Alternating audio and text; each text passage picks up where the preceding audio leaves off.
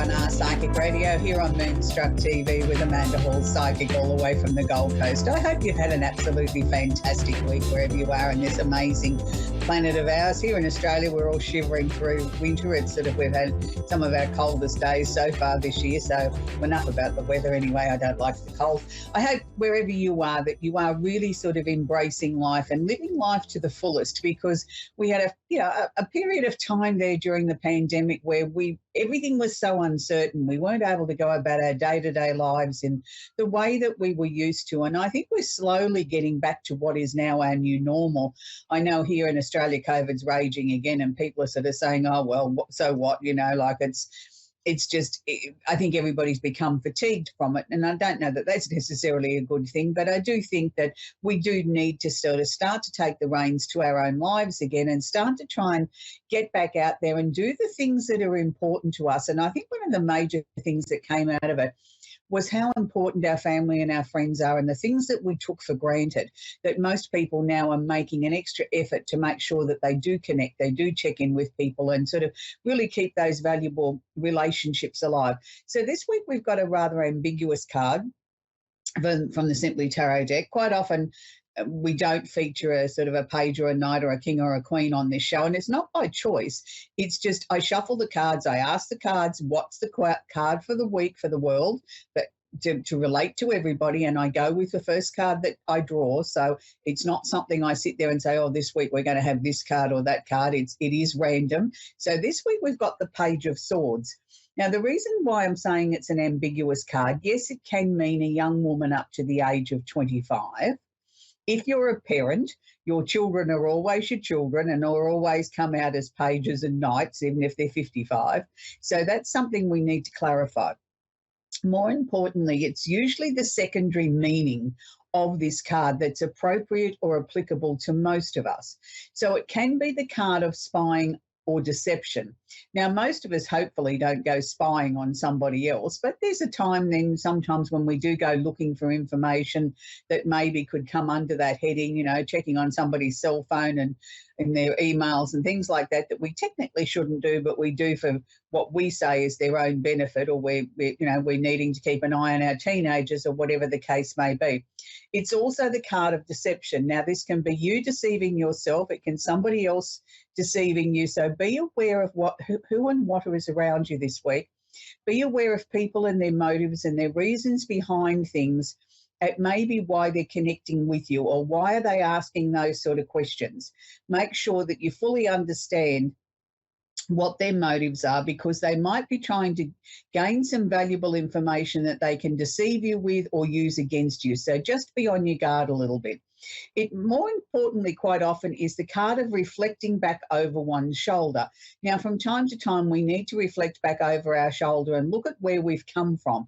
And that's why I mentioned COVID, because quite often we sort of tend to sort of think something's over. We don't need to reflect back and look at the lessons that we learnt from the past. And COVID's a very good example of that, of making sure that we keep up the connections with our family, our friends. What lessons did we learn during that time? Did we learn better budgeting? Did we learn to clean out the closet? What were the lessons that we learnt? So we need to take some time now to reflect back over our shoulder and see what we learnt or what we gained during that period. So I know it's a fairly complex card for a little card of the Page of Swords, but that's the Page of Swords. So we're going to move on to the astrology section now. And the astrology section is always a very interesting area of the show, because I get so many messages in my inbox after the show about people saying that really related to me. I never really took astrology seriously. I didn't realise it was such a science. I thought it was somebody just sitting there sort of guessing and sort of writing a column and sort of saying this is what, Aries is going to do for the week, or Geminis, or whatever. It is a science. It is something that is a very complex subject. I know when I first started studying astrology many, many, many years ago now, I looked at it and I remember saying to my husband, I'm sure this is more complicated than going to university or getting a degree in something. There was so much to learn and so much to unlearn, and it was learning like a whole new alphabet, all those sort of things, because the symbols and things like that were in symbols. They weren't in words. So there was an awful lot of knowledge to learn And over the years, I suppose the knowledge starts to sink in. You can never know it all. There's always times when you have to go back and reference an encyclopedia or a book on astrology, because sometimes, you sort of feel that there's a piece missing. But it's something that does evolve. It does grow. It is like taking a snapshot of the heavens as we speak now. That's what I do each week before the show. I look at the snapshot of the chart and then I apply it across the 12 signs and what's going to be important to us. So this week we still have the sun in Gemini. The sun's in Gemini only for a few more days, so we need to make hay while the sun shines. It's a time when there's bright ideas, lots of very fast thinking happening at the moment. Ideas are coming and going very fast. So make sure that you get them down on paper or you record them on a device so that you've got them there to expand on in the weeks and months ahead. As the ideas have disappeared out of your mind, you want something there to trigger your memory of what your thoughts were. Why did that come into your head? Was there anything else that you recorded around that time that could be useful? We also have Mercury, the planet of communication, is sitting in Gemini. Now, Mercury feels very, very comfortable here. He actually rules Gemini, so he's very, very comfortable here with lots and lots of communication. So people are finding that they're getting, lots of messages, lots of phone calls, lots of text messages, emails, that sort of thing. And some people are saying to me, I'm getting very little. So you can never really judge just because Mercury's back in Gemini, are you going to be inundated with lots of messages? Not always. Sometimes it's more about being private and about sitting with your own thoughts and just allowing bright ideas to come into your mind. It's a time when everything's very fertile and very rich. So don't waste the last few days of both of these planets being in this energy, because once it moves into the next sign of Cancer, things will come to not so much a screaming stop, but they'll take on a completely different flavour of energy. And I don't want you to waste this very powerful time of the mind and the thoughts and new ideas and, motivating us to sort of, maybe start some new projects or get some information together to look at a new project a bit further down the track. We need to work with the energy while it's there, when it's at its strongest. We also have Venus, the planet of love and affection, is conjunct Mars, the planet of action. And Mars is also said to be the planet of sex drive sometimes. It's what makes us sexy and appealing to the opposite sex or to the same sex, whatever your preference may be. There's no judgment here. So Venus is asking us to really sort of step out of our comfort zone here. It's sort of, strap your stuff. Venus is in Leo. So Leo is about performance. It's about getting out there and sort of saying to the world, look at me, this is what I can do, this is who I am. Put your best outfit on, do your hair, fix your makeup, make sure you present the best face you can to the world and go out there and try and meet people. If you're lonely, if you haven't got a relationship, you're looking to get into a relationship, well, now's the time to get out there and put your best foot forward, because you've got real opportunities now to meet somebody that could be very significant in your life. But be aware that they may also be a little bit bold. They may also be out there strutting their stuff and sort of looking for that special someone also, but not necessarily taking on board what that other person has to offer. It's sort of more about look at me, look at me, look at me. So if both of you are in that frame of mind of look at me, look at me, look at me, maybe you might not appreciate or see what the other person has to offer. So make sure that you're aware of that. Mars in Leo is always a fun time, because it means everything that's going on in your life at the moment takes on a bigger, bolder sort of presence. If you're starting a new business or looking to step out and start new ventures, you're going to do it in a very bold and dynamic way. Make sure that you don't tread on toes as you're doing that you don't come across as too bossy and too bombastic.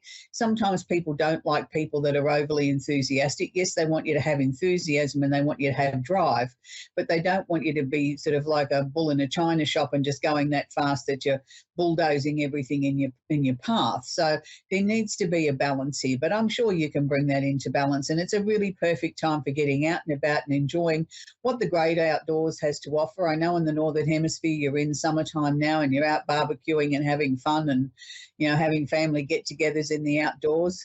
And, enjoy that time, because it won't be too long and it'll be cool and cold and you'll be rugging up again in front of the fire like we are here in Australia. So it's always nice to be able to work with the energies that are around you.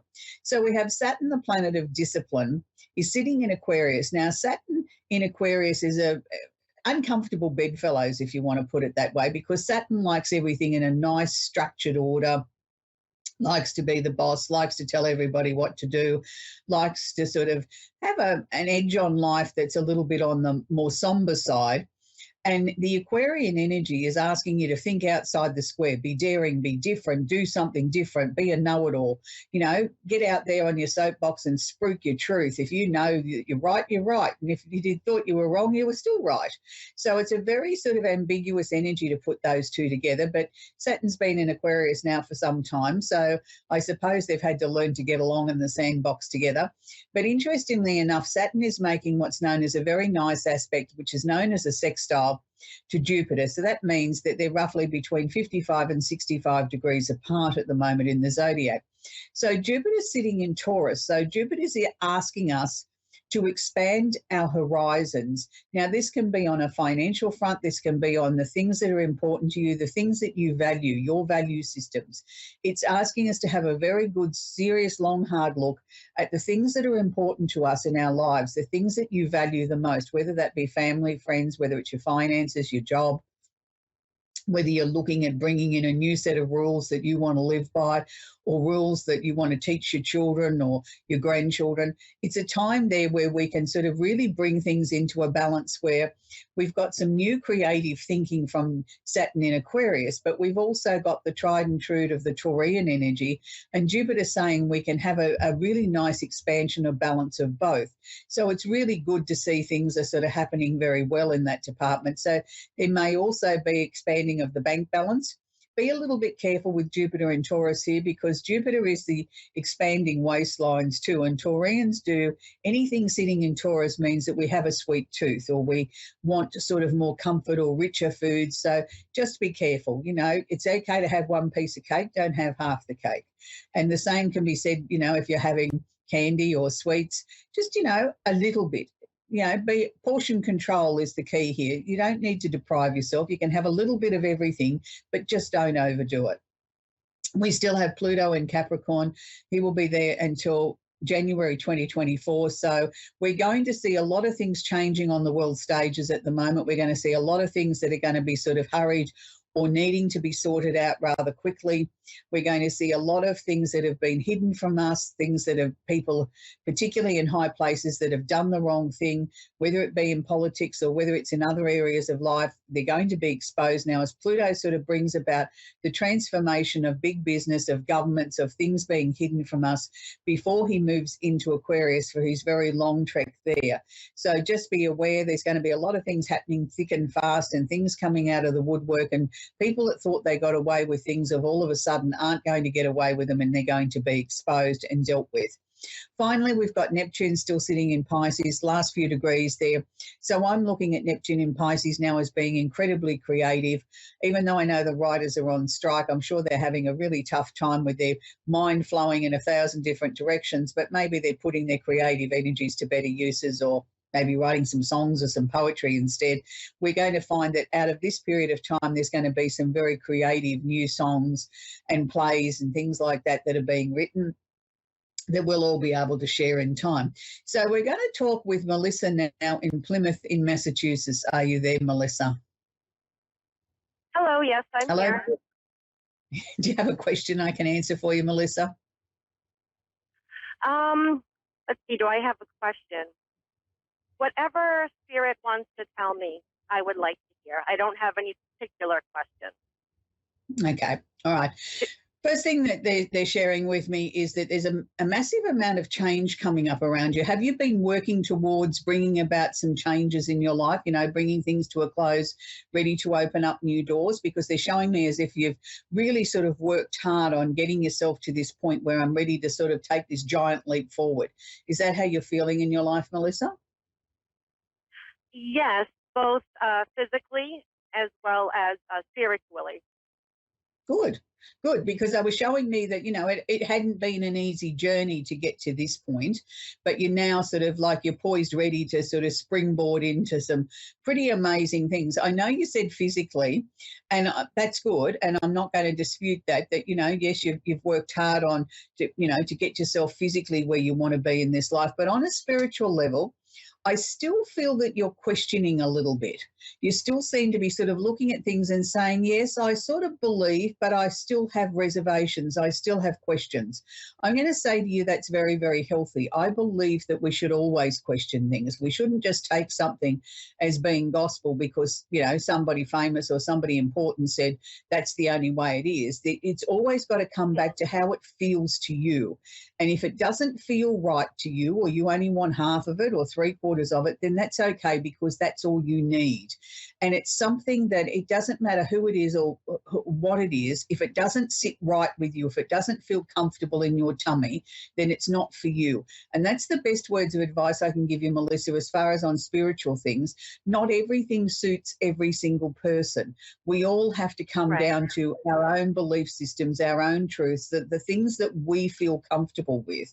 And, you know, once you learn to do that, you'll find then your spiritual side of yourself starts to go ahead in leaps and bounds, because you're starting to trust in the process of Melissa, of Melissa's truth, of what Melissa believes in, what you stand for, what's right for you, but it may not be right for me, and that's okay. You know, we don't want to all be the same. You know, if the world was filled with people that were all the same, wouldn't it be boring? So that's how you have to look at it. I know that there's more enlightenment to come towards you, Melissa. They're showing me some very powerful sort of dreams. Now, it doesn't matter whether you're a dreamer or not. There will be 3 significant dreams over the next 6 months that you won't be able to miss. It'll be so lifelike in these dreams that you could almost get up and say, gee, I thought I just, you know, filmed that on my phone. It was so real. It was so vivid. Now, when those 3 significant dreams happen, and they will happen over a space of time, I want you as much as possible to write down the information that was in those dreams, even if it was obscure, even if it was, you know, you've got a pink cat with a blue bow tie and you think, well, that's ridiculous. They don't happen in real life. Put that information down. Because there's symbols there that need to be analysed. You know what I mean? It's not always about something that we can relate to and then put it away. And these may be, in this particular dream, there might be 10 important points that don't relate to one issue. They might relate to 10 different areas of your life. But if you didn't record everything, you wouldn't know, you know, and put down how you felt in the dream, you know, whether you were happy, sad, excited or whatever, you know, at the cat I felt excited, but the next bit I felt frightened, or whatever the case may be, because these dreams are showing you that you are really, really tapping into your higher self. You know, whatever you believe in, some people believe in spirit guides, other people don't, other people, you know, there's no right or wrong. It's what your belief is. But this is your higher self showing you and sharing with you that you are really listening, you're paying attention, you know, it might not make sense today, but it will in time, and then you've already got a head start on everything. So I think, well done, Melissa. Just keep it up. You know, you're really doing really, really well. So I've been trying to, yes. I've been, you know, speaking to my higher self and my angels and guides, and, you know, asking for signs, being more open to everything. So yes, that absolutely makes sense. And I think when you said I was questioning something, I guess I was just questioning what my higher purpose is, and you know, when I'm going to get those answers. But then you answered it right afterwards, so I will definitely keep a dream journal better than I have. Yeah, and it's not necessarily keep a dream journal on every single dream that you remember. This will be like you've just filmed it and you're sitting there watching it back. It'll be that strong. And, you know, we all do things that we think is right. And I think, you know, most of us question what our purpose is. And I don't know that there's any one particular purpose. I think our purpose evolves and grows and changes with us and where our life takes us. But if you can learn to just trust, you know, go with your gut feeling. If your first reaction is, I don't like somebody, then that's your first reaction. Then you can sort of still be pleasant and polite, but be aware of that and think, well, hang on a minute, I didn't trust you when I first laid eyes on you. There's got to be a reason. So then you start to sort of build that up. It's psychic ability is like exercise or anything else we do. The more we practice, the better we get. So the more we believe in it and we follow that first gut feeling, the stronger it becomes. And, you know, it's not always about do we stay at the same level. I mean, when I first started reading many, many, many moons ago now, I started with ordinary playing cards. Now, look, I couldn't read a deck of ordinary playing cards today to save my life because I never kept that skill up. So it's, you know, don't be hard on yourself if this week it's something and then 6 months' time it's something else and then you gravitate onto something else. Each is a stepping stone to where we are on our spiritual path, Melissa. And that's the important thing. I know you're doing very well and it's been a pleasure to work with you.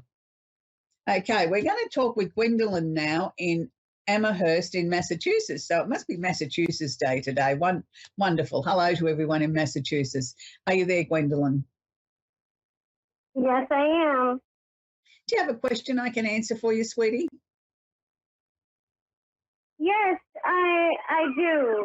See, my questions are all within my relationship and how I can find ways to better communicate. And should I be worried about that? Should I even? I'm having trouble hearing you, sweetie. Can you talk into the actual phone or whatever you're talking on? You're Hold on one in second. Yeah, so what's your question, sweetheart? Can you hear me now? Yes, I can now, sweetie. Yes, wonderful. What's your question, sweetie? Hello? Hello? What's your question? Hello, Gwendolyn? can you hear me now? I can hear you, sweetie. What's your question? Hey. No, my question is mainly in my relationship. I'm trying to find better ways to communicate, or like, is this not the right relationship for me? Like, what should I be looking out for? Mm-hmm. Okay. All right. So your question's about your relationship. Sometimes relationships are the most tricky situations that I think we encounter as human beings. You know, we all have a different way of communicating. We all have a different way of expressing our emotions, and what might affect one person is water off the duck's back to someone else. What I feel in your relationship, Gwendolyn, is that maybe you're expecting a little bit too much. It's sort of like you're a very open, effervescent sort of person. You know, what you see is what you get. You know, if you've got a problem, you spit it out, you talk about it, you try and sort of find a resolution, you try and find a way of sorting through it and being mindful of the other person's opinion and feelings and how they might be feeling or what their role in the situation is. But you're feeling as if your partner gives you nothing. It's sort of like you ask them what's wrong, they say nothing. You know, they're not giving you anything to work with. And that can be incredibly frustrating. It's not that I feel your partner doesn't love you or doesn't care for you or doesn't want to sort of try and resolve these imaginary things, and a lot of it is imagined, barriers between the two of you. I think you're just two very, very different people. And I think what you need to do here is take the lead here a little bit, Gwendolyn. You know, you are the stronger one of the two. You are the one that can be decisive, that can make decisions, that can say, right, this is what we need to do. We need to put this into action and do this, this, and this, and this. And they're just sort of happy to fall in with that, to sort of follow your lead. And sometimes I feel that they feel very overwhelmed, that they can't match your strength, your ability to sort of problem solve, to think on your feet really quickly. And you have that ability where you can think very quickly on your feet and you can find solutions. Even if it's not the permanent solution, you've got a solution. You've got something to work with. You know, you don't sit there scratching your head saying, I don't know, I don't know. You always have some sort of angle that you can try and improve things. So I think you've just got to try and be a little bit more patient there. You know, love is one of those ambiguous sort of things. It grows, it stretches, it goes, it's up and down, and it sort of has all its different sort of cycles. But the most important thing to remember is why you fell in love with that person to begin with. It's usually a number of reasons, and some of those reasons are the things that we're trying to change, or things that we're saying, oh, I wish that was stronger or better, or they'd communicate more. But don't forget, that was part of the magic of why you fell in love with them to begin with. Not everybody's great with words. Not everybody's great with sharing their emotions or how they feel. And there's all different forms of communication. whether it be writing somebody a text message or an email, and even having a shouting match as a form of communication, not the one that I suggest as the first course of action. But what I'm saying is there's many, many forms of communication. I do think your relationship, Gwendolyn, is going to improve. Things are going to get better over the next few months, particularly from August onwards. I feel that you're going to get into a groove, into a rhythm where you're sort of really understanding each other better. But I feel that there's a new job on the horizon for your partner, and I feel that that's going to make them a lot happier in themselves, and that will flow on into the relationship. So that's where we're going to leave Gwendolyn in Massachusetts now. It's been Massachusetts Day, and I know there's a song about that, but I can't remember the name of it now, but it's a nice part of the world, I'm sure. So it's been an interesting week. As I said, that, you know, a lot of people reflecting back over, the Bee Gees, of course, Massachusetts. The producer's going to laugh in a minute when I talk about the song of the week, because it's been an interesting week as people need to reflect back over and sort of understand where we've come from, where we're going to, and how things are going to improve in our lives. So we've got opportunities now to make hay while the sun shines. Let's not waste it. And as I say, each week I leave you with a song, that something that comes into my head or something that I hear and I think, well, that's a good song, we'll go with that, or it just happens to come to me as I'm preparing for the show. And interestingly enough, this week I picked a Bee Gees song, and that's why I said my producer's going to laugh. Here's me saying there was a song about Massachusetts and I couldn't remember who sang it. It was the Bee Gees, but I didn't pick that particular song, but we're pretty close. I picked How Deep Is Your Love, and the Bee Gees are one of Australia's greatest exports. You know, we're very proud of them here, and they live just up the road from where I live now, and you know, we're very proud of our Bee Gees here, even though there's only one brother remaining, and they wrote some of the most prolific, beautiful music from around the world. And I think there isn't a person on the planet that doesn't know a particular Bee Gees song or been to the movies and seen a film that the Bee Gees wrote the musical score to. So I'm going to leave you with the song How Deep Is Your Love, and enjoy that, or enjoy Massachusetts by the Bee Gees. Until next week, bye for now.